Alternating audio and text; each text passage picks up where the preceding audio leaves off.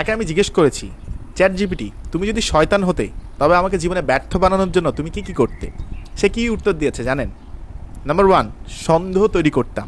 তোমার দক্ষতা, লক্ষ্য, সামর্থ্য নিয়ে তোমার ভিতরে সন্দেহ বা ভয় ঢুকিয়ে দিতাম, যাতে তুমি আত্মবিশ্বাস হারিয়ে ফেলো। নাম্বার 2, গড়িমসি বা প্রোক্রাস্টিনেশন বাড়িয়ে দিতাম।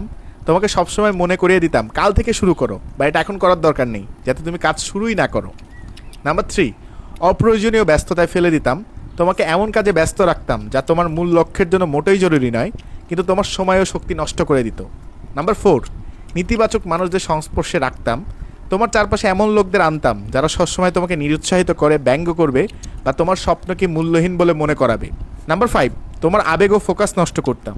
তোমাকে এমন বিষয় নিয়ে ব্যস্ত রাখতাম যা তোমার মানসিক শান্তি ও ফোকাস নষ্ট করবে, যাতে তুমি নিজের লক্ষ্যে কাজ করার শক্তি না পাও।